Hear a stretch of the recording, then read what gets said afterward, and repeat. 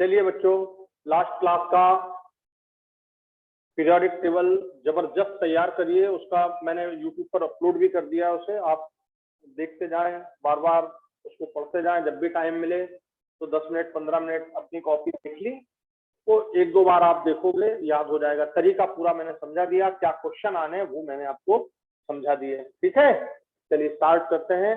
Classification, वर्गीकरण।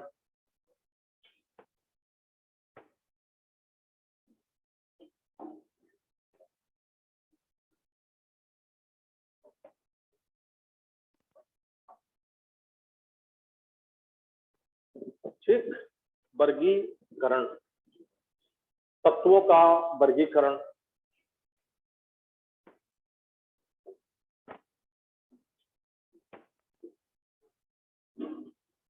इस पर कैसे क्वेश्चन आते हैं तत्वों के वर्गीकरण पर? सबसे पहले सिंपल बोर का क्लासिफिकेशन, मतलब बोर का क्लासिफिकेशन याद नहीं रखना है, बात समझे, नाम बस है। क्लासिफिकेशन में पहला बोर का वर्गीकरण। अब इसके चक्कर में मत पड़ना कि हमें ये याद रखना है, नहीं, इसकी जरूरत नहीं, बस नाम लिख दिया मैंने। बोर वर्गीकरण एक तरीका है बस। ठीक है, बोर कहता है सबसे पहला अक्रिय गैस विंड। इसने 4 भागों में विभाजित किया, इसने तत्वों को 4 भागों में या 3 भागों में विभाजित किया। ठीक है, तो पहला है अक्रिय गैस।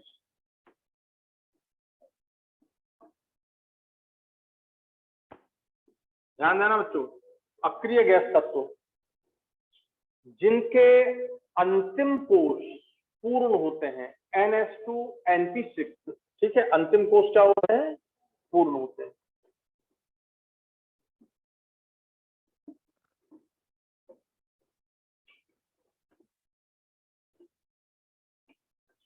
बस अंतिम कोश पूर्ण होते हैं। हीलियम में, अकेला हीलियम में क्या होता है? 1H2, वो भी पूर्ण है। 1H2 भी क्या है? पूर्ण है। तो NH2 NP6 ये पूर्ण होते हैं, इसे हम कहते हैं अक्रिय गैस। हम नहीं, बोर ने कहा अक्रिय गैस। तो कभी क्वेश्चन आ जाए कि अक्रिय गैस, तो आंसर क्या हो गया? बस अंतिम कोश पूर्ण है, अष्टक पूर्ण है इनका। ठीक है, और आप सब जानते ही हैं उदाहरण क्या है आपकी मॉडर्न पीरियोडिक टेबल में। उदाहरण कहां पर मिलता है? 18वां, बोलो कौन सा समूह होता है बेटा? सब जानते हैं ना, 18वां समूह होता है। तो 18वें समूह में हमको क्या मिलते हैं? अक्रिय गैस। दूसरा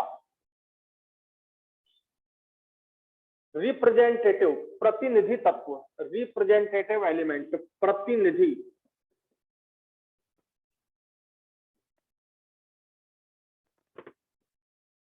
प्रतिनिधि तत्व, तो प्रतिनिधि तत्व का मतलब होता है, ध्यान देना, प्रतिनिधि तत्व का मतलब होता है इनको छोड़ दो, अक्रिय गैस को छोड़ दो तो sp ब्लॉक के तत्व, अक्रिय गैस को, ये मैं तरीका बता रहा हूं याद रखने का। ठीक है, पर इसके अनुसार, बोर के अनुसार, जिनके अंतिम कोश अपूर्ण होते हैं, अंतिम कोश आंशिक पूर्ण नहीं, यहां देखिए क्या लिखा है अपन ने? पूर्ण। यहां क्या लिख रहे हैं? आंशिक भरे होते हैं, आंशिक भरे होते हैं अंतिम कोश।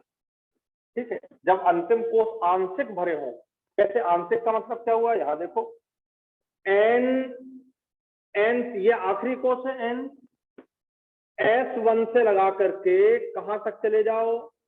NH1 से NH2 और P6 हो जाएगा, तो ये बन जाएगा। कहां तक रहना चाहिए बोलो? P5 तक।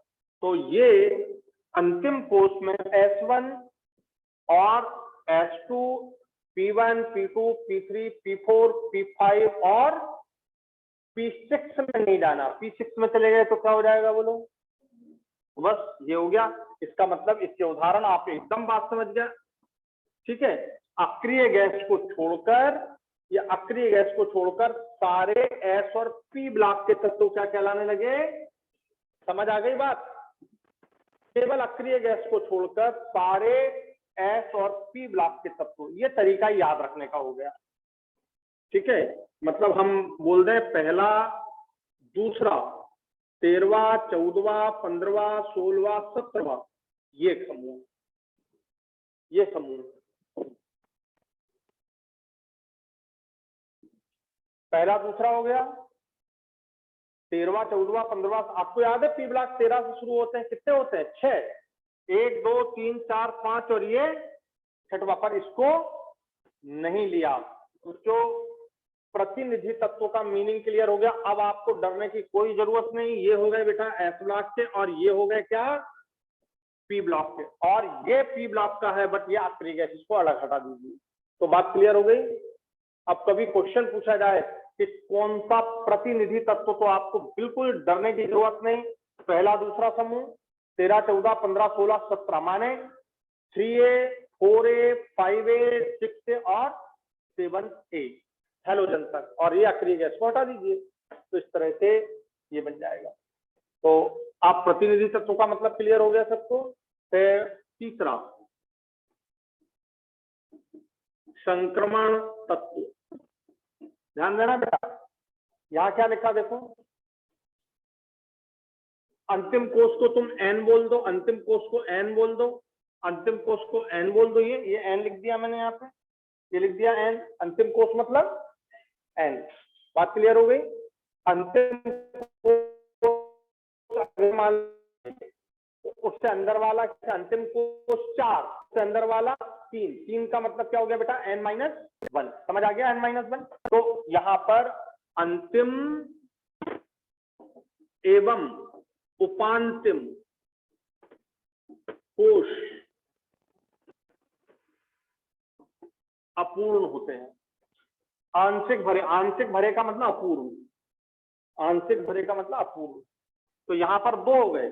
यहाँ पे अंतिम कोष पूर्ण है, यहाँ पे अंतिम कोष आंशिक भरा है, यहाँ पे अंतिम और उपांतिम। अंतिम का मतलब बेटा n और ये n-1। ठीक है, तो ये कहलाते हैं संक्रमण।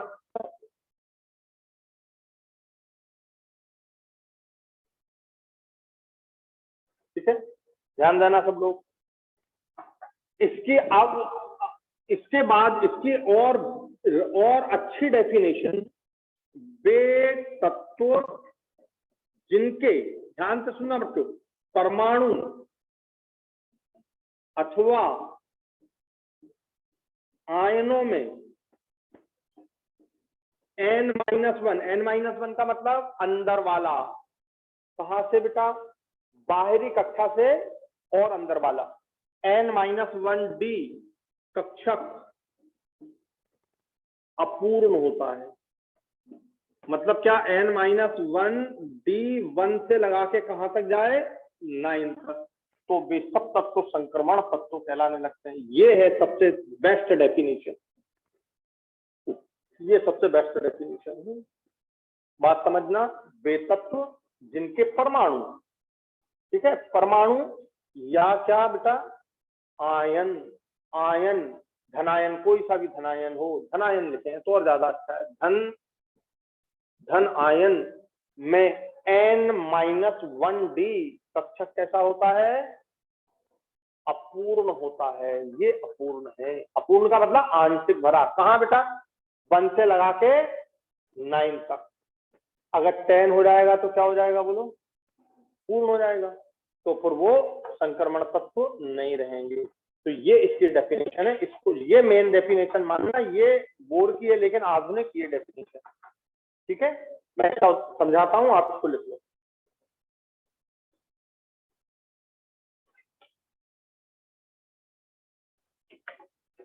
हुआ पॉइंट की नहीं क्लियर सबको?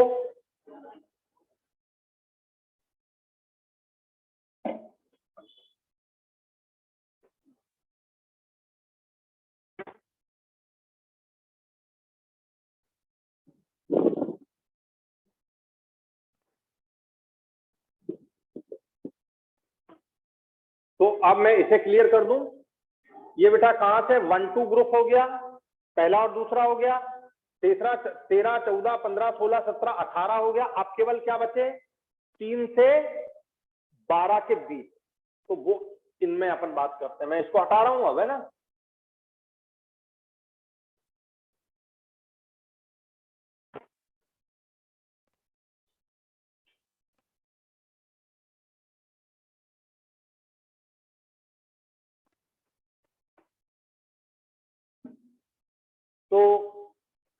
ध्यान से सुनिएगा अब, है ना।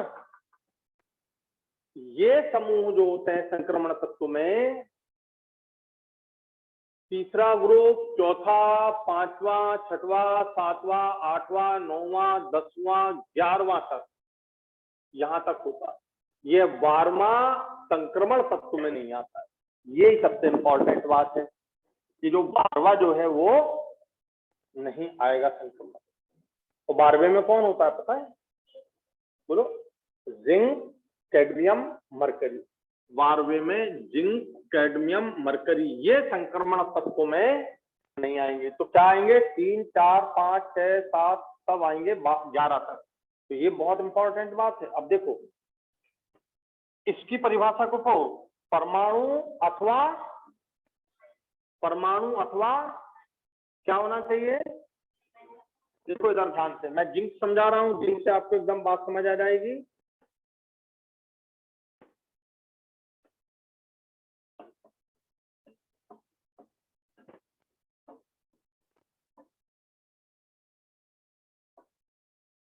ये है, ध्यान देना बच्चों, ये बेटा nth सेल हो गया और ये कौन सा हो गया? n-1। और अपने को किसकी जरूरत है n-1 में? बोलो। डी की। ये देखो मैंने क्या लिखा? n-1 D. क्या लिखा मैंने? n-1 D.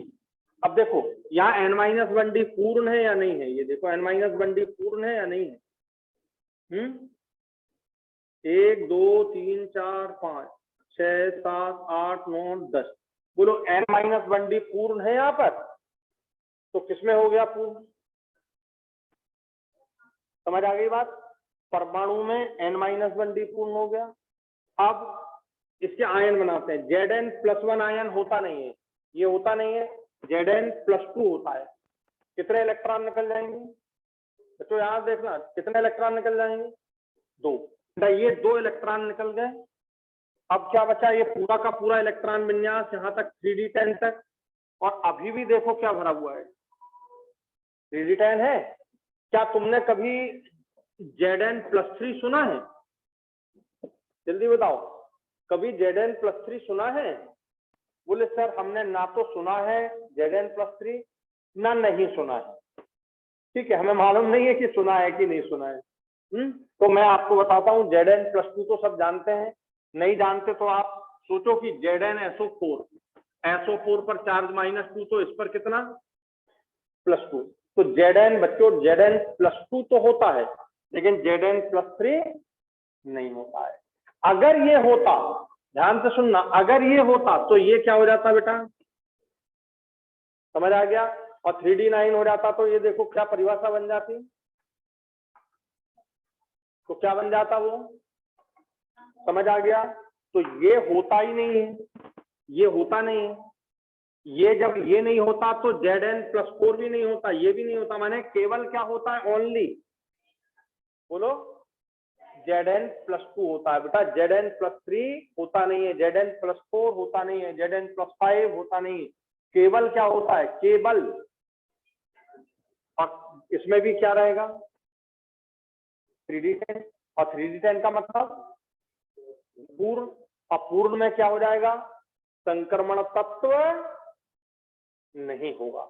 तो बच्चों जिंक, कैडमियम, मरकरी इसलिए संक्रमण तत्व नहीं होते हैं क्योंकि उनके n-1 डी सेल क्या होते हैं? पूर्ण होते हैं। और संक्रमण तत्व की परिभाषा के अनुसार कैसे होने चाहिए? तो यही क्वेश्चन आपको नीट में पूछा गया है कि निम्न में कौन सा संक्रमण तत्व नहीं है? तो आंसर जिंक। फिर एक बार क्वेश्चन आया, जिंक संक्रमण तत्व नहीं है क्योंकि, तो आंसर क्या हो गया बच्चों? n-1 डी क्या होता है? पूर्ण होता है। हो गया क्लियर कि नहीं? ये यहाँ पर कैसा हो गया है? पूर्ण। और ये है नहीं। और जब ये पूर्ण हो गया है तो ये परिभाषा के अनुसार संक्रमण तत्व ना तो परमाणु में और ना ही आयनों में जिंक प्रदर्शित करता, D9 प्रदर्शित नहीं करता। हो गया क्लियर सबको? हो गया क्लियर सबको? तो ये बच्चों पूर्ण, ये कैसा है? पूर्ण। समझ आ गया? लिखिए।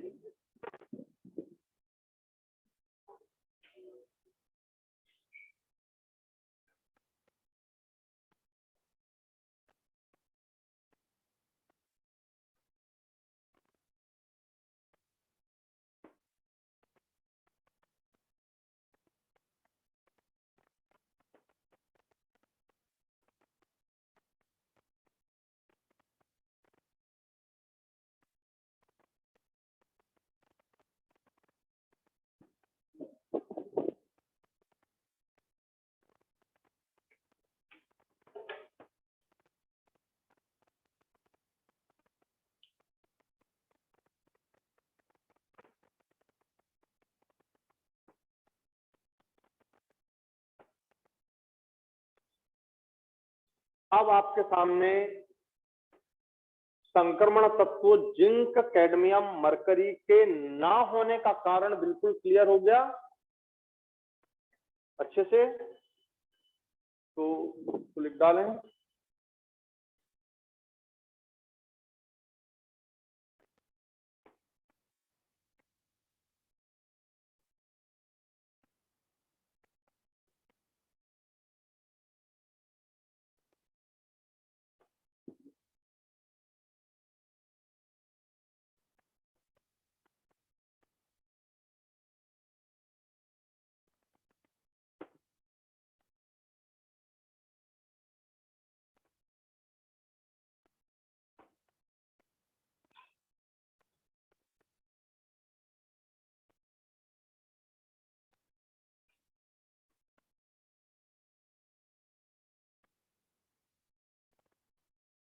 हो गया क्लियर ये? चलो देखो, अब बच्चों अगर मान लो मैं कॉपर ले लूं, अब ध्यान देना, अब अपन कॉपर ले रहे हैं और कॉपर को ध्यान से देखना, तुमको एकदम बात क्लियर होगी। कौन सा समूह ले रहे हैं बेटा? ये वाला, कॉपर, सिल्वर और गोल्ड। ये वाला कॉपर होता है 29, कॉपर बेटा 29 है। तो यहां कितने इलेक्ट्रॉन रहेंगे? अब बोलो। 4s1। समझ आ गया? ये कॉपर हो गया 29, काउंट कर लो, 2 2 4 6 10 2 12 6 18 10 28 और 1 29, ये हो गया कंप्लीट। अब कॉपर का +1 विन्यास सुना है तुमने, जब कॉपर +1 हुआ तो बेटा एक इलेक्ट्रॉन यहां से निकल जाएगा, ये अभी भी D10 है। लेकिन कॉपर का +2 सुना है तुमने कि नहीं सुना है? जल्दी बताओ। नहीं सुना हो तो मैं सुना देता हूं। ये देखिए, कॉपर सल्फेट सुना है? सल्फेट पर कितना चार्ज होता है? तो कॉपर पर +2, तो कॉपर का +2 विन्यास होता है। अब बताओ यहां कितने बचेंगे? बोलो। एक, यहाँ 10 बचे, लेकिन अब यहां से एक इलेक्ट्रॉन, ये एक इलेक्ट्रॉन और निकल जाएगा, तो यहां पर कितने बचेंगे? ये देखिए, ये D9 बचा, 3D9। बच्चों क्लियर हो गया 3D9? अब बताओ 3D9 का मतलब क्या हो गया? वे तत्व जिनके परमाणु में अथवा धन आयनों में क्या होना चाहिए? N-1D, 1 से लगा करके 9 तक, 1 से लगा करके, तो ये जो 9 आ गया अपूर्ण हो गया। तो ये अपूर्ण हो गया, ये अपूर्ण हो गया, इसलिए कॉपर +2 में अपूर्ण होने के कारण यह किसकी श्रेणी में आ गया? हो गया क्लियर? संक्रमण तत्व की श्रेणी में आ गया। तो इस तरह से संक्रमण तत्व की श्रेणी में कॉपर, सिल्वर, गोल्ड, इनकी जो व्यवस्था होती है, कॉपर भी +2 होता है, सिल्वर +2 होता है और गोल्ड +3 होता है। सिल्वर +1 भी होता है, ये कॉपर +1 भी होता है और गोल्ड +1 भी होता है। तो गोल्ड +1 +3 होता है, सिल्वर +1 +2 होता है, कॉपर +1 +2 होता है। अब बताओ इनमें अपने आप क्या आ जाएगा बच्चों? N-1D अपूर्ण हो जाएगा। तो ये खास बात होती है, क्लियर कर लो इसको। तो इसको भी लिखना है। क्वेश्चन आता है कि कॉपर संक्रमण तत्व है जबकि जिंक संक्रमण तत्व नहीं है, तो आंसर कॉपर में N-1D कैसा है? अपूर्ण, और जिंक में वो कैसा है? पूर्ण। तो सबको ये बात अच्छे से क्लियर हो गई कि नहीं? ये है खास बात, यहां पर क्वेश्चन पूछा जाता है।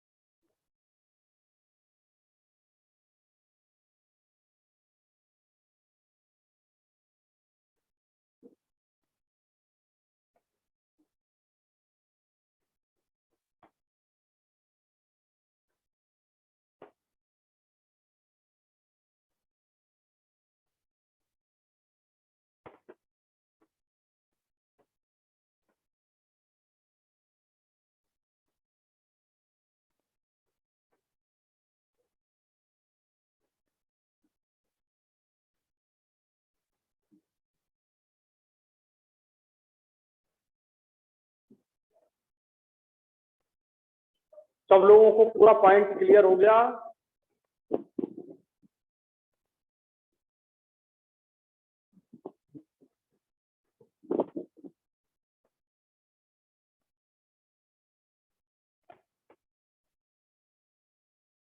पूरा क्लियर हो गया?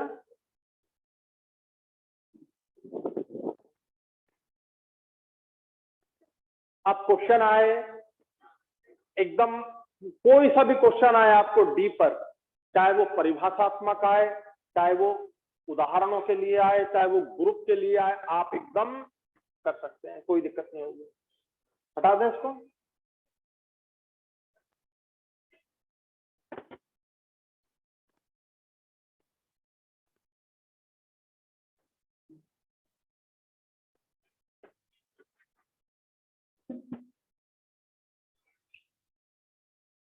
अब तीसरा बेटा संक्रमण तत्व, चौथा आंतर संक्रमण तत्व।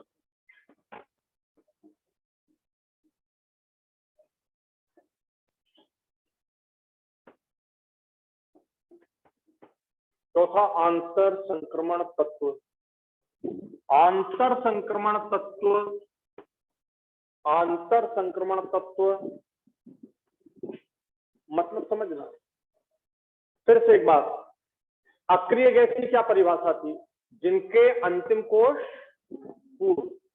प्रतिनिधि तत्वों की क्या थी? जिनके अंतिम कोश अपूर्ण। इनकी क्या है? अंतिम एवं माने अध्यक्ष उपाध्यक्ष। ठीक है, अध्यक्ष उपाध्यक्ष, क्लियर है ना? अंतिम उपांतिम और उप उप, दो बार उप आ जाए। अंतिम उपांतिम उप उपांतिम, माने n, n-1 और n-2, ये अपूर्ण हो, ये तीनों अपूर्ण हो, ये तीनों अपूर्ण हो तो वो कहलाते हैं आंतर संक्रमण तत्व। क्या कहलाते हैं वो? आंतर संक्रमण तत्व। इसके परिभाषा के अनुसार तो अब आपको अंतिम, अंतिम, अंतिम से अंदर वाला, अंतिम उपांतिम और इससे भी अंदर वाला, ये तीन अपूर्ण होते हैं, पूरे नहीं भरे होते तीनों, तो इन्हें हम कहने लगते हैं आंतर संक्रमण। और ये आपको समझाई दिए कौन कौन से होते हैं ये।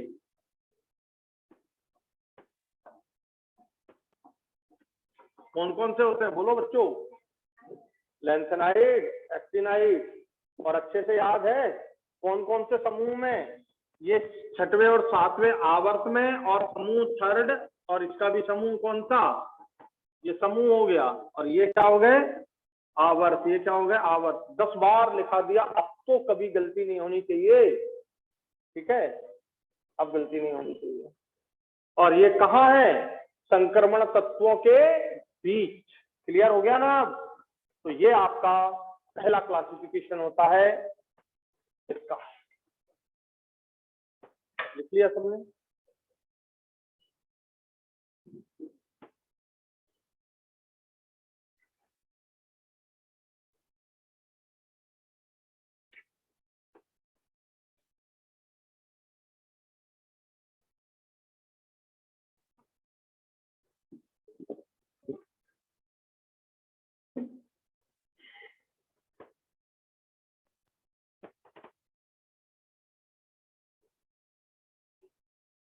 हो गया बच्चों क्लियर? किसी को कोई कष्ट तो नहीं? अब आगे बढ़ें। चलिए अब लिखिए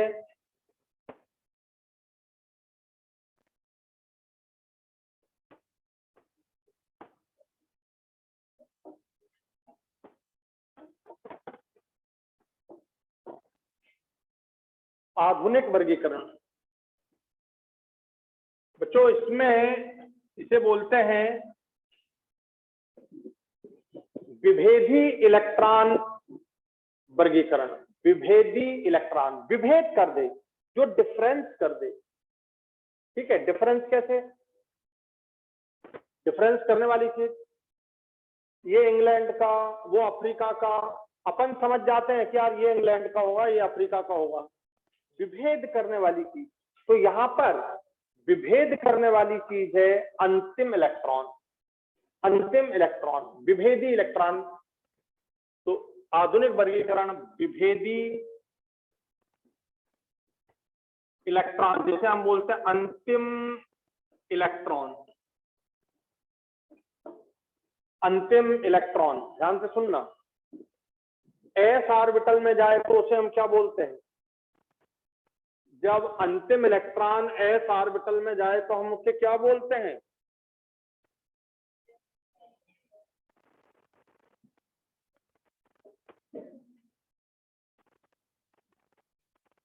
एस ऑर्बिटल में जाए, प्रवेश करे, तो वह कहलाता एस ब्लॉक तत्व। क्या कहलाता बच्चों? एस ब्लॉक तत्व। जब अंतिम इलेक्ट्रॉन, जिसे आप क्या बोलते हो? विभेदी इलेक्ट्रॉन, एस ऑर्बिटल में जाए तो एस ब्लॉक तत्व। तो यहां पर दो ही होते हैं, यहां पर दो ही होते हैं, पहला ग्रुप और दूसरा ग्रुप। ये बस दो ही समूह होते हैं जिनमें एस ऑर्बिटल में इलेक्ट्रॉन एंटर करता है। दूसरा, ध्यान देना बच्चों, पहली हो गया। दूसरा, जब विभेदी इलेक्ट्रॉन, अंतिम इलेक्ट्रॉन पी ऑर्बिटल में प्रवेश करे तो पी ब्लॉक तत्व कहलाने लगते हैं। पी ब्लॉक तत्व, ठीक है। और ये कहां से होते हैं? 13, 14, 15, 16, 17, 18 भी इसमें जुड़ जाएगा। ये देखिए, समझ गए? 18, जबकि बोर के क्लासिफिकेशन में ये अलग था, यहाँ पर ये अलग नहीं, ये जुड़ गया यहाँ पर। तो ये वही P1, P2, P3, P4, P5 और P6, ये हो जाएगा आपका पूरा पी ब्लॉक के तत्व। ये हो जाएगा S1, ये हो जाएगा SN। N का मतलब अंतिम कोष।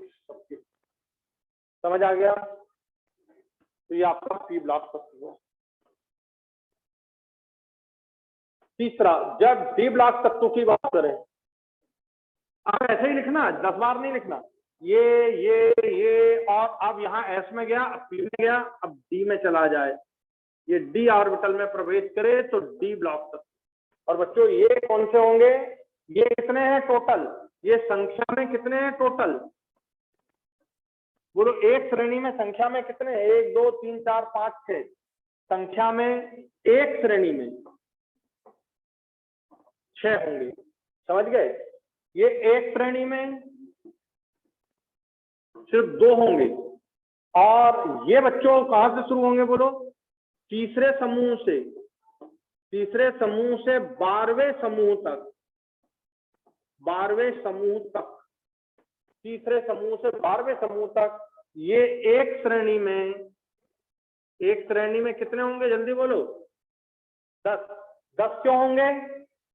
बी में 10 आ सकते हैं इलेक्ट्रॉन, इसलिए 10। पी में कितने आ सकते हैं? 6, इसलिए 6। एस में कितने आ सकते हैं? 2, इसलिए 2।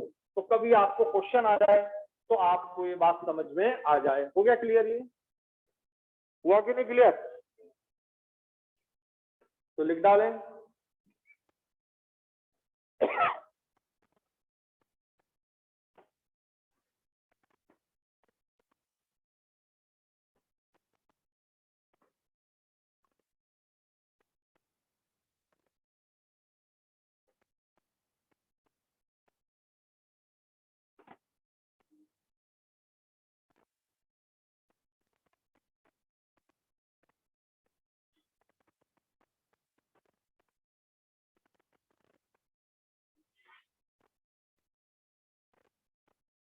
तो पूरी क्लैरिटी के साथ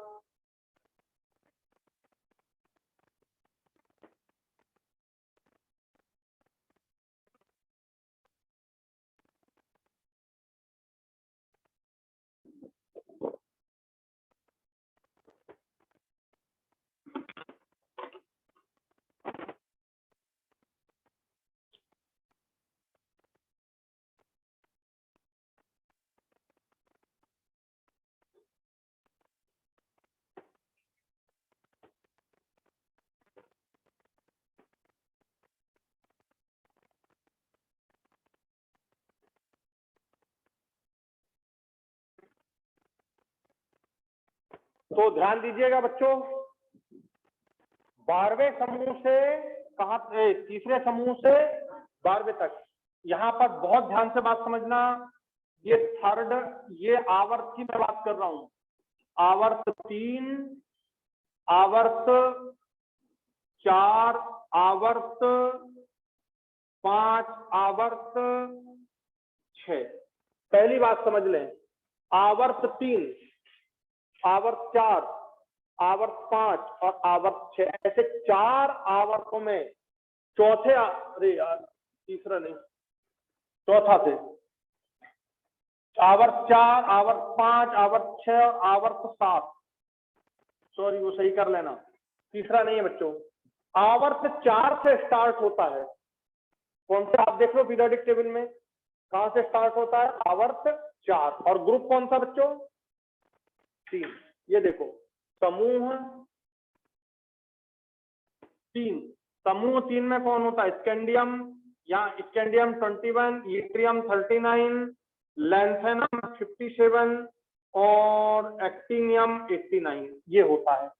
ठीक है, और कहां तक जाता है बोलो, बढ़ते जाओ, मैं पूरा नहीं लिख रहा हूं, बस 12वां समूह, 12वें समूह में आपका यहाँ जिंक 30, यहाँ पर आपका बढ़ते आ जाएगा कैडमियम 48, यहाँ पर आपका बढ़ता चला आएगा मरकरी 80, और यहाँ पर आपका बढ़ता चला आएगा अनबाइयम 112। ये 12वें समूह तक। ये देखिए आपको याद है, 12वें का अंतिम क्या होता है, 112, 13 का अंतिम 113, 14 का अंतिम 114, ऐसा भी ध्यान रखना। तो ये यहाँ पर आपका आ जाएगा लेंथेनाइड, और यहाँ पर आ जाएगा बच्चों एक्टिनाइड। ये लेंथेनाइड हो जाएगा, ये एक्टिनाइड हो जाएगा। तो अब आपको बात क्लियर हो गई होगी कि ये कितनी श्रेणी, अब इसमें क्वेश्चन आए कितनी श्रेणियां हैं इसमें, बोलो 4। अरे ये पहली श्रेणी चतुर्थ आवर्त, पहली श्रेणी चतुर्थ आवर्त में, इसको बोलते हैं प्रथम संक्रमण श्रेणी, इसका नाम है प्रथम संक्रमण श्रेणी। तो इसका नाम हो जाएगा द्वितीय संक्रमण श्रेणी, तो इसका नाम हो जाएगा तृतीय संक्रमण श्रेणी, और इसका नाम हो जाएगा चतुर्थ संक्रमण श्रेणी। ध्यान से सुनना बच्चों, इसमें इलेक्ट्रॉन जाता है 3D में, किसमें जाता है 3D1, ये देखो सब लोग 3D1, ये हो जाएगा 3D10 4s2, 3D1 4s2, ये 3D1 है बेटा, ये देखिए 3D। तो ये क्या हो जाएगा 4D, 4D1 5s2, ये 6D1, ये 5D1 6s2, और ये 6D1 7s2। ध्यान से सुनना बच्चों, तो D3 4 5 6, तो इस श्रेणी का नाम हो जाता है 3D श्रेणी, इसका नाम हो जाता है 4D श्रेणी, इसका नाम हो जाता है 5D श्रेणी, और इसका नाम हो जाता है 6D श्रेणी। ये 6D श्रेणी। अब ये पहले लिख लो, फिर आपको क्वेश्चन समझाते हैं कि इनमें क्या आते हैं।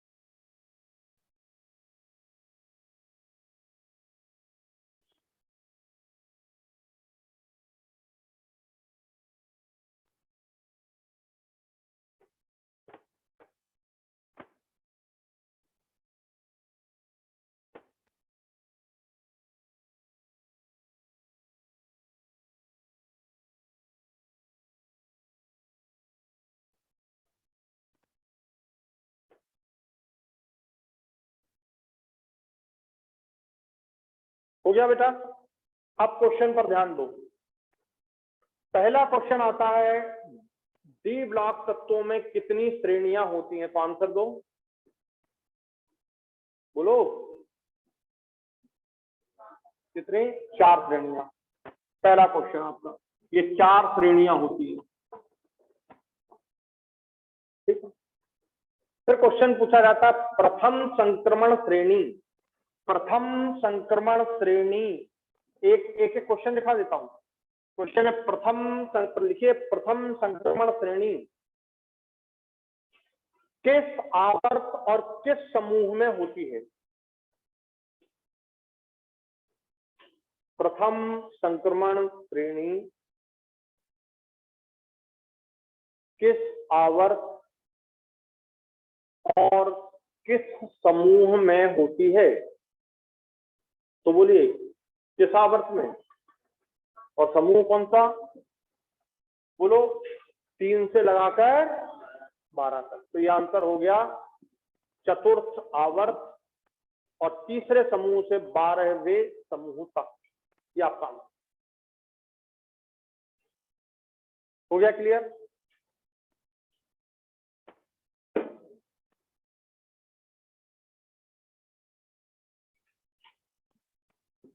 अब दूसरा क्वेश्चन, प्रथम संक्रमण श्रेणी का क्या नाम और दे सकते हैं? प्रथम संक्रमण श्रेणी को 3D श्रेणी भी कहते हैं। प्रथम संक्रमण श्रेणी को 3D श्रेणी भी कहते हैं। तो बच्चों प्रथम संक्रमण श्रेणी को 3D श्रेणी भी कहते हैं।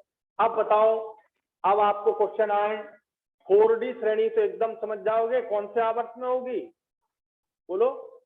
तो ये n है बच्चों, बहुत ध्यान से सुनना, ये n है, तो ये कौन सा हो जाएगा, जल्दी बोलो।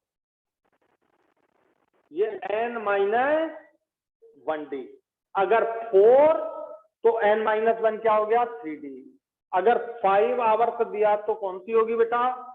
5 आवर्त का मतलब 4d, 6 आवर्त का मतलब 5d, n-1d। यदि मैं इसको n बोल दूं तो ये n-1।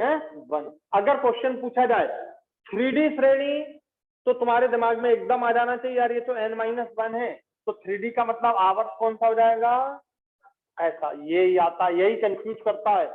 तो कई बार ऐसे ही क्वेश्चन पूछे जाते हैं कि 3D श्रेणी किस आवर्त में होती है, तो आवर्त को चौथे आवर्त में कौन सी श्रेणी होती है, तो 3D।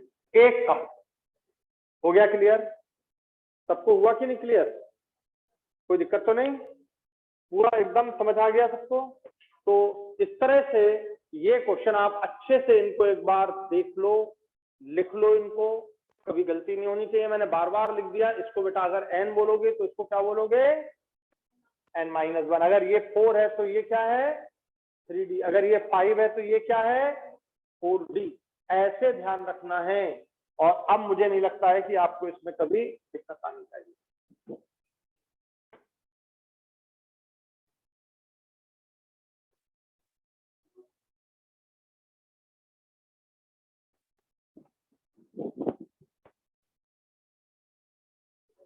और हर एक संक्रमण श्रेणी में कितने कितने तत्व होंगे, 10-10। और बहुत 10 क्यों होंगे, वो बात समझ आ गई सबको?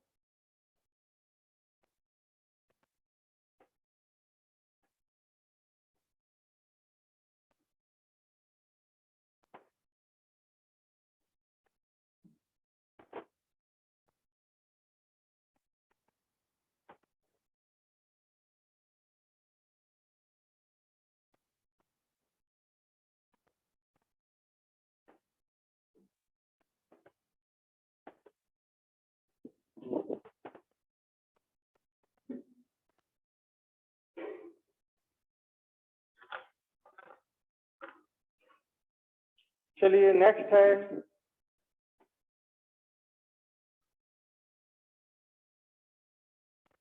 यहां तक की बात क्लियर हो गई? तो अगला आंतर संक्रमण तत्व जो मैंने लिखे, आंतर संक्रमण तत्व भी लिख दिए यहाँ पे, और एफ ब्लॉक तत्व। तो एफ ब्लॉक तत्व बच्चों, एफ ब्लॉक तत्व किन्हें बोलोगे, बोलो जिनमें अंतिम इलेक्ट्रॉन एफ ऑर्बिटल में प्रवेश करे, बस डेफिनेशन वही की वही। तो जिनमें अंतिम इलेक्ट्रॉन एफ ऑर्बिटल में प्रवेश करे वो एफ ब्लॉक तत्व कहलाएंगे, ठीक है। और इनका फिर से 2 मिनट 6 आवर्स 7वां आवर्स यहाँ पर आपका रहेगा ईथ्रियम के नीचे लेंथेनम 57, यहाँ पर रहेगा एक्टिनियम 89, और ये यहाँ से शुरू हो जाते हैं आपके सीरियम 58 से लगा करके लुटेशियम 71 तक, और यहाँ पर थोरियम 90 से लगा करके लॉरेंशियम 103 तक, ये कहलाते हैं लेंथेनाइट, ये कहलाते हैं एक्टिनाइट, ये 5F हो गया और ये 4F। और आगे फिर आपका यहाँ पे हेफनियम 72 और यहाँ पे रदरफोर्डियम 104, ये शुरू हो जाते हैं। ये आपके डी एफ ब्लॉक तत्व, ये एफ ब्लॉक में कितनी श्रेणियां हैं? कितनी श्रेणियां हैं? 2, एक 4F और दूसरी 5F। एक का नाम और दूसरे का नाम एक्टिनाइट।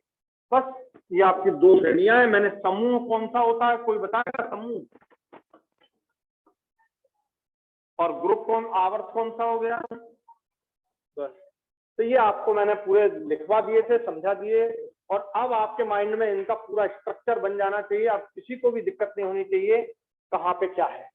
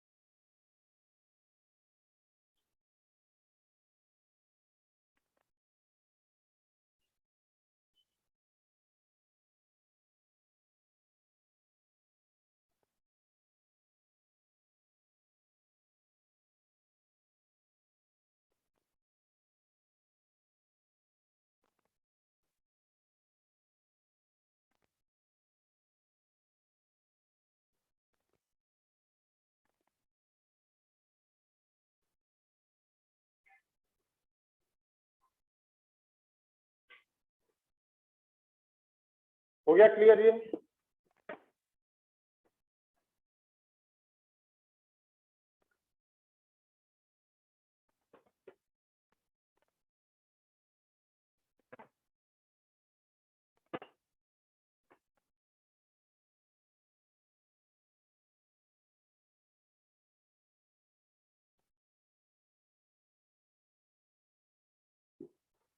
तो ये इस तरह हम तत्वों को विभाजित करते हैं। तो अब आपने आवर्त देख लिए, समूह देख लिए, सब प्रकार के एलिमेंट्स का अरेंजमेंट। अब एनसीईआरटी में एक छोटा सा बीच में कभी कभी आ जाता है ब्रिज एलिमेंट, सेतु तत्व। तो 2 जगह हमको थोड़े से सेतु तत्व मिलते हैं, उनसे डरने की जरूरत नहीं। सेतु का मतलब समझना, ये देखो, ये एक लाइन और बीच में ये बैठी, तो दोनों लाइनों के बीच में क्या हो गई? सेतु, ठीक है। तो सेतु का मतलब मैं यहाँ पे समझा रहा हूं, सेतु तत्व। ये देखो बेटा, फर्स्ट समूह, ये प्रथम समूह है, इसमें 2 पार्ट हो जाते हैं, ठीक है। इसमें 2 पार्ट हो जाते हैं, ध्यान देना। आपने पढ़ा है ना फर्स्ट समूह में, फर्स्ट ए और फर्स्ट बी। तो फर्स्ट ए में hydrogen, lithium, sodium, potassium, rubidium, caesium, ठीक है। ये हो गया आपका फर्स्ट ए। और ये आपका फर्स्ट बी। ध्यान देना बच्चों, फर्स्ट बी यहां से शुरू होता है, देखिए कॉपर, सिल्वर, गोल्ड, ये आपका फर्स्ट बी है, ये आपका फर्स्ट बी। तो ये जो सोडियम है, ये जो सोडियम है ये इस तरफ इधर ले जा रहा है, इसको इस तरफ ले जा रहा है। अब देखो ये फर्स्ट ए में potassium, rubidium, caesium, first B में कॉपर, सिल्वर, गोल्ड, और इनके दोनों के ऊपर कौन है यहाँ पे, बोलो, सोडियम। तो ये सोडियम जो हो गया यहाँ पर, ये सेतु तत्व हो गया बस। तो इससे आएगा वाएगा कुछ नहीं, पुराने जमाने का है, लेकिन मैंने इसको पढ़ाना भी नहीं चाहिए था, लेकिन मैंने बोल दिया कि सेतु तत्व इसे हम बोलेंगे। उसी तरह कभी कभी आपको कंफ्यूजन होता है ना, फर्स्ट ए और सेकंड ए, तो फर्स्ट ए और सेकंड ए की बात तो मैंने वहां पहले भी समझा दी आपको पीरियोडिक टेबल में, ठीक है। तो यहाँ पर जैसे सेकंड समूह, बस दो ही जगह है सेकंड समूह, सेकंड समूह में फिर दो, सेकंड ए और सेकंड बी। सेकंड बी ये हो गया beryllium, magnesium, calcium, स्ट्रांशियम, barium, radium, ये हो गया। यहाँ बच्चों कैल्शियम के आगे यहाँ पर ध्यान देना, zinc, cadmium, mercury, zinc, cadmium, mercury. तो ये जो मैग्नीशियम है ये इधर भी इससे जोड़ रहा है, इसको इससे भी जोड़ रहा है। तो ये हो गया आपका, ये हो गया आपका इधर ये से।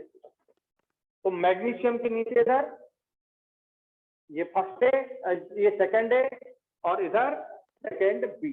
तो डरने की कोई जरूरत नहीं, इसमें सोडियम और मैग्नीशियम बस दो सेतु तत्व है, बाकी कहीं सेतु तत्व नहीं है, बस ये दो है। तो आप चाहो तो लिख लो, नहीं तो इस पे कोई क्वेश्चन ऐसा नहीं आएगा।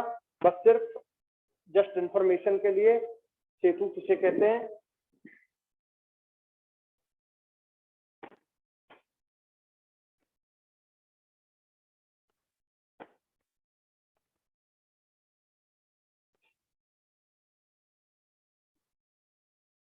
हो गया क्लियर? तो दो सेतु तत्व हमको इस तरह से मिलते हैं।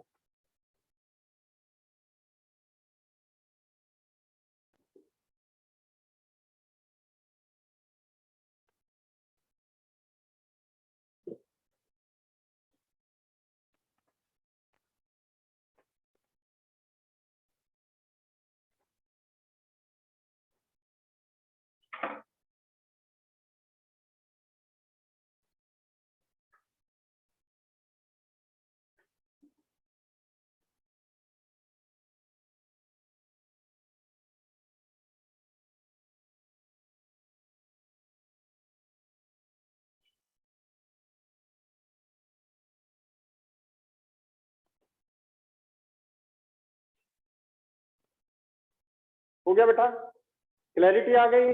तो एक होता है फर्स्ट है, दूसरा होता है फर्स्ट बी, एक होता है सेकंड है, दूसरा होता है सेकंड बी, ठीक है।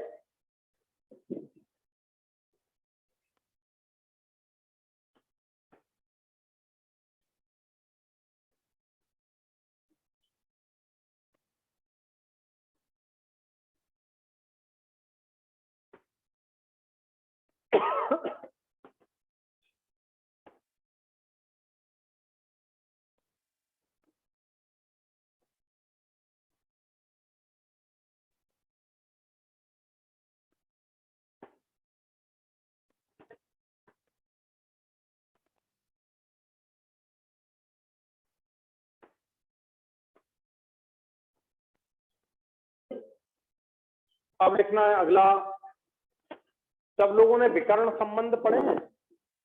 विकर्ण संबंध जानते हैं सब लोग? विकर्ण संबंध जानते हो कि नहीं? नहीं जानते?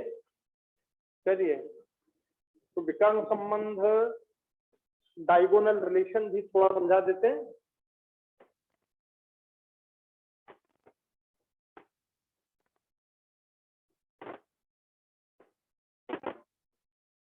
सिंपल, ध्यान देना, अभी आपने ऐसे देखे थे,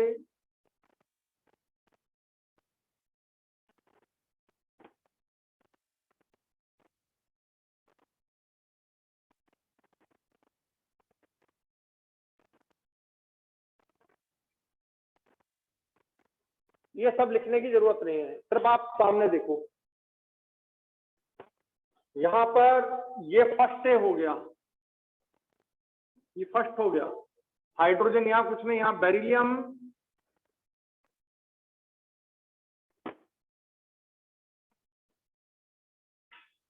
फिर ये हो गया आपका सेकंड, ये हो गया आपका थर्ड,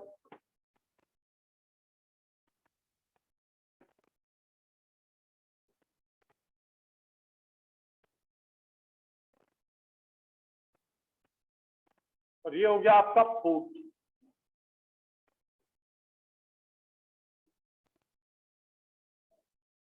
आप ध्यान से सुनना सब लोग।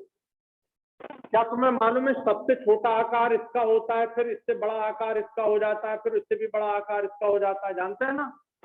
नीचे जाने पे आकार बढ़ता है, तो और इधर जाने पे आकार छोटा होता है। मैं आगे अभी आकार वाली बात भी समझाऊंगा, कल समझाऊंगा, लेकिन अभी अपन सिंपली ले लेते हैं। देखो ये थोड़ा छोटा हो गया आकार, ये और इससे थोड़ा छोटा हो गया आकार, और ये इससे छोटा हो गया आकार। ठीक है बच्चों, नीचे जाने पे आकार बढ़ता है। ये देखो आकार इसका ये बड़ा हो गया, इसका आकार ये देखो इससे ये बड़ा हो गया, इसका आकार देखो ये इससे बड़ा हो गया। अब होता क्या है, इनका और इनका आकार लगभग बराबर हो जाता है। इसका और इसका आकार लगभग बराबर, इसका और इसका आकार लगभग बराबर, इसका और इसका आकार लगभग बराबर। तो ये कहलाता है विकर्ण संबंध। ठीक है, विकर्ण, विकर्ण ऐसा जानते हैं ना, विकर्ण, कर्ण विकर्ण नहीं जानते, डायगोनल। तो नीचे जाने पर आकार बढ़ता है, तब देखो नीचे जाने पर आकार बढ़ता है, तब देखो नीचे जाने पर आकार बढ़ता है, नीचे जाने पर आकार बढ़ता है। ठीक है, तो नीचे जाने पर आकार बढ़ता है, ऐसे जाएं जब ऐसे, ये डायगोनल, तो आकार में क्या आ जाती है, समानता। यहाँ आकार में क्या आ जाती है, समानता। ऐसे संबंध को बोलते हैं विकर्ण संबंध।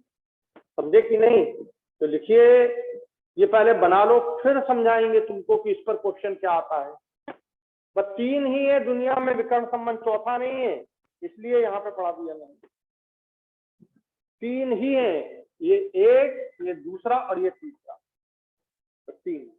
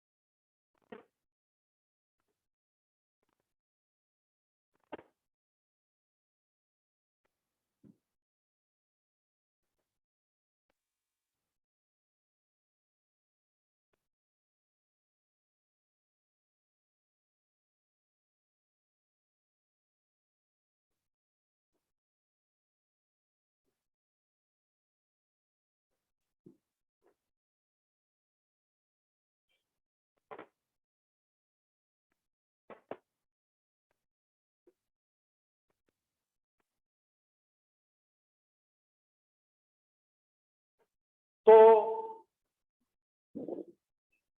देख लिया बच्चों, विद्या समझो, ऊपर से नीचे आने पर क्या बढ़ता है, आकार। इधर से इधर जाने पर आकार क्या होता है, इधर से इधर जाने पर आकार कम होता है। ये अब थोड़ा बढ़ गया है, मतलब मुझसे वो उतना अच्छा बना नहीं है, नहीं तो तुम कहो कि सर ये तो बढ़ता हुआ दिख रहा है, सर्कल उतना अच्छा नहीं बनाई। तो इधर जाने पे आकार कम होता है। ठीक है, ये दो बातें ध्यान रखना। अब तीसरी बात ये है, लिथियम और मैग्नीशियम का आकार में लगभग समानता आ जाती है। बेरिलियम एल्यूमिनियम के आकार में समानता, बोरान और सिलिकॉन के आकार में। तो लिखिए, विकर्ण संबंध किनमें होता है? दूसरे आवर्त के और तीसरे आवर्त के तत्व, और कहीं नहीं है। ये देखो मैंने यहाँ कहीं लिख तो दिया है, तो आपको सिर्फ समझाने के लिए, यहाँ कहीं विकर्ण संबंध नहीं। विकर्ण संबंध सिर्फ किन में होता है? तीन में। तो सबसे पहले ये लिख लो, विकर्ण संबंध केवल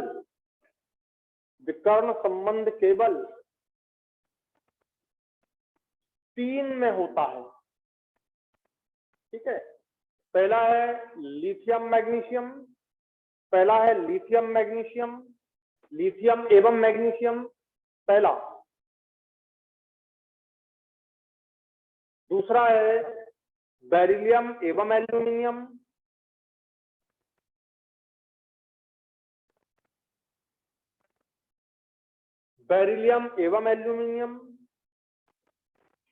चौथा है बोरान एवं सिलिकॉन,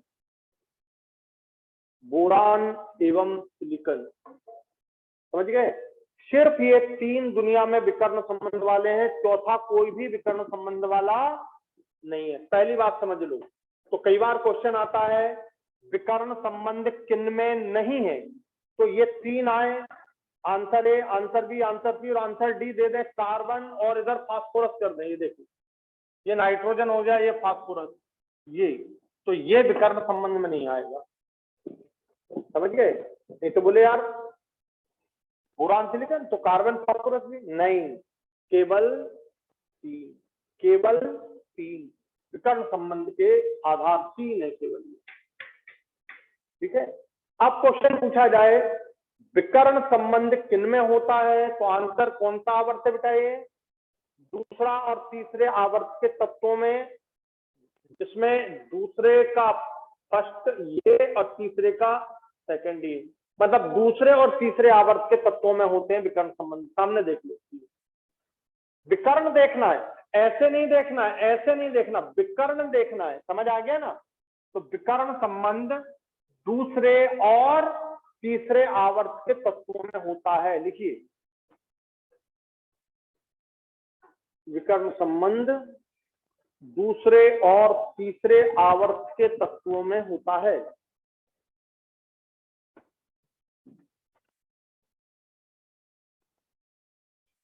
ठीक है, अगली बात, विकर्ण संबंध का कारण। अच्छा, संबंध का मतलब क्या होता है? जैसे देखो, ध्यान देना, रिलेशन जो बनते, फ्रेंडशिप, रिलेशन का मतलब फ्रेंडशिप। फ्रेंडशिप जब भी होगी तो समान स्वभाव वालों में होगी, समान गुणों वालों में। फ्रेंडशिप ऐसी नहीं होगी कि एक बहुत बदमाश और एक बहुत सीधा, तो उनके बीच फ्रेंडशिप नहीं होगी। करके देख लेना, कभी नहीं होगी। समझ गए? तो फ्रेंडशिप समान गुणों वालों में होती है। ठीक है, तो इसके और इसके गुण समान होते हैं, इसके और इसके गुण समान होते हैं, इसके और इसके गुण समान होते हैं। हो क्यों जाते हैं गुण समान? ये फ्रेंडशिप क्यों हो जाती है? गुण समान होने का। और गुण समान क्यों होते हैं? क्योंकि आकार में समानता होती है। तो लिखिए, विकर्ण संबंध होने का कारण, विकर्ण संबंध होने का कारण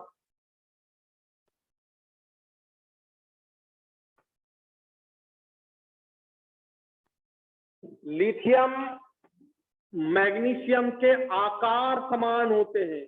इनके आकार समान होते हैं, मतलब ये मेन बात है, आकार समान होते हैं। समान की जगह थोड़ा लगभग समान लिखना, आकार लगभग समान, लगभग समान। ठीक है, बात समझ आ गई? तो बेरिलियम और वो एल्यूमिनियम के आकार भी लगभग समान, बोरान सिलिकॉन के आकार लगभग समान होते हैं। बात समझ आ गई बेटा? तो आकार में लगभग समानता होने के कारण विकर्ण संबंध होते हैं। यानी अब संबंध का मतलब क्या? उनके गुणों में समानता आ जाती है। तो लिखिए अगला पॉइंट, इनके आकार, इनके आकार में लगभग समानता होने के कारण गुणों में भी समानता आ जाती है।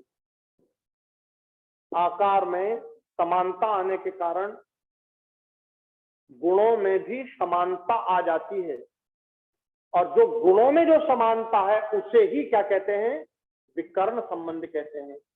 गुणों में समानता आने को ही हम क्या कहते हैं, विकर्ण संबंध कहते हैं।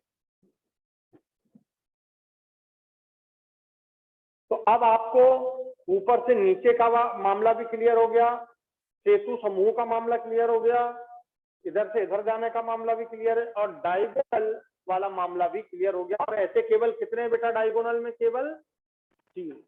ये आपके पूरे सभी प्रकार के तत्व, उनके अरेंजमेंट और ये सारी बातें आज कंप्लीट हो गई। बोलो पीरियोडिक टेबल की ये सारी बातें अच्छे से समझ आ गई।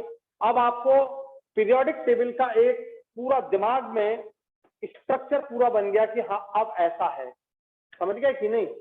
और अब आप डेली थोड़े थोड़े तत्वों को स्टडी करोगे रोज मेरे साथ, तो मैं गारंटी देता हूं कि 1 हफ्ते के अंदर आपको पीरियोडिक टेबल पूरी याद हो जाएगी। थोड़ा रिवीजन करते रहना तो वो स्टेबल बनी रहेगी। ठीक बात। तो बस आज की क्लास यहीं पे फिनिश करते हैं, फिर कल से हम नई बात शुरू करेंगे, पीरियोडिक प्रॉपर्टीज।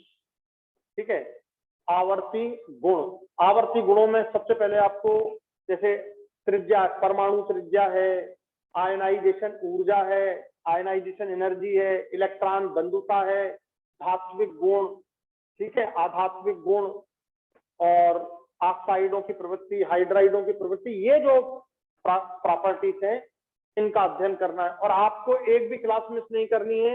ये जो मैं पढ़ाऊंगा कल से वो पूरी इनऑर्गेनिक केमिस्ट्री का आपका आधार बन जाएगा।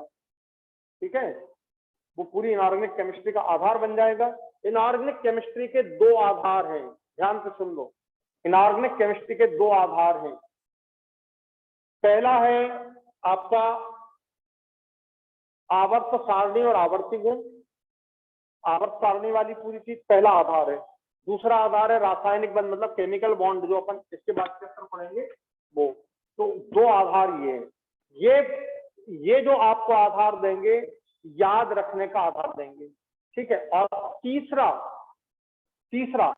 जो आपका रासायनिक गुण, क्रियाओं को याद रखने के लिए क्या करना पड़ेगा, तो उसके लिए आपको रेडॉक्स आधार मिलेगा। रेडॉक्स रिएक्शन, ऑक्सीकरण, अपचयन। तो ऐसे 3 आधार होते हैं इनऑर्गेनिक केमिस्ट्री के। ठीक है, अगर आपने ऑक्सीकरण अपचयन अच्छे से पढ़ लिया तो आपकी रिएक्शन आपको याद करने में, पूरी इनऑर्गेनिक केमिस्ट्री की रिएक्शन याद करने में आपको बिल्कुल दिक्कत नहीं आएगी और वो तुरंत याद हो जाएंगी। और उनसे रिलेटेड जो क्वेश्चन बनेंगे वो सब बनने लगेंगे। लेकिन आपको पढ़ना पूरा पड़ेगा, ये बात आप ध्यान से सुन लो। शॉर्टकट से कभी भी सिलेक्शन किसी का आज तक नहीं हुआ, ना होगा कभी। पढ़ना पूरा ही पड़ता है। जब आप पूरा पढ़ लेते हो, अब आपको ये सब बातें, ये मैंने पूरा लिखा मैंने क्यों लिखा, आपको ये समझाने के लिए। सिर्फ ये 2 बातों में ही, सिर्फ यहाँ पर ही क्या होता है, डायगोनल रिलेशन होता है। तो जब आप पूरा पढ़ते हो तो चीजें अच्छे से समझ आती हैं, बात याद रहती है, गलतियां नहीं होती। ठीक है, तो पढ़ना पूरा पड़ेगा। चलिए रखते हैं। Thank you very much. जय हिंद, जय भारत। बढ़िया से पढ़ाई करना बच्चों। आप लोग को समझ आ गई पूरी बातें, ये आप लोग को समझ आ गई आज की क्लास पूरी।